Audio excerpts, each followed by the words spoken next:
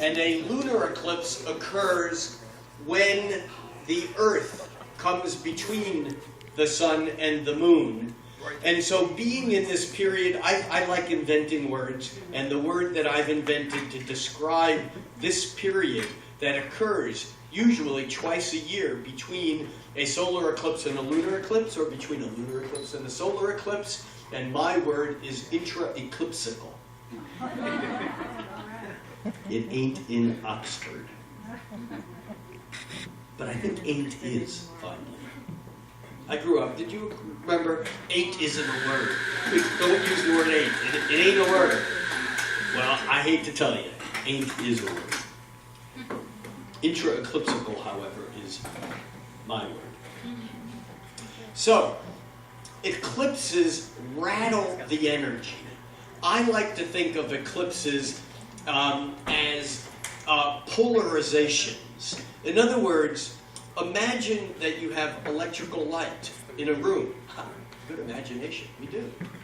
William Blake once wrote, what once is proved, let me do that again. What is now proved was once only imagined. What is now proved is hope it's not going to be like this all night. What is now proved was once only imagined. So here's the imagination. We have a room with electrical lights, but these are very slow-moving electrical lights, and it takes 2 weeks to turn them on. So the switch is, so it's dark, and it takes 2 weeks for the lights to come up, which is the new moon to the full moon. And then it takes 2 weeks for the lights to go off. When you flip the switch, it takes 2 weeks for that light to go back off for it to be completely dark. This is the normal lunar cycle. Are you with me? Make sense?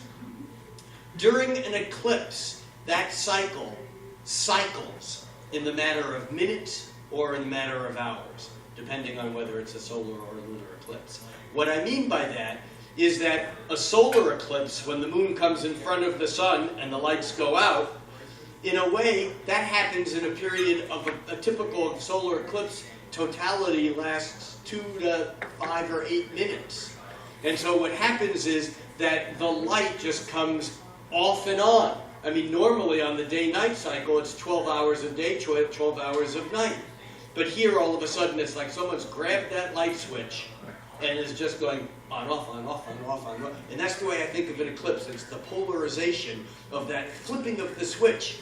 And it can create an epileptic fit.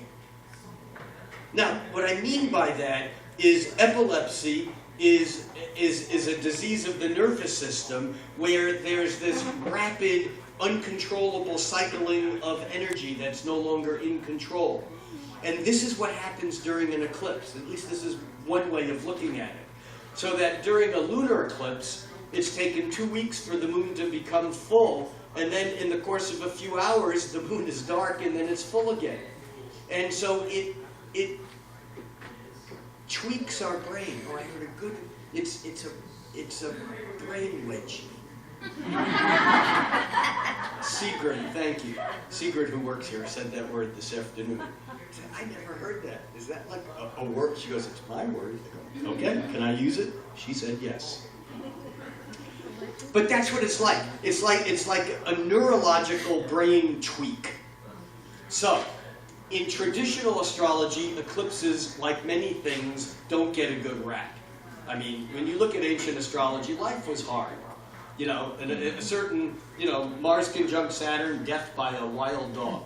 You know, I mean, how many people do you know? I guess people do die that way. But at one time, that was actually a real concern.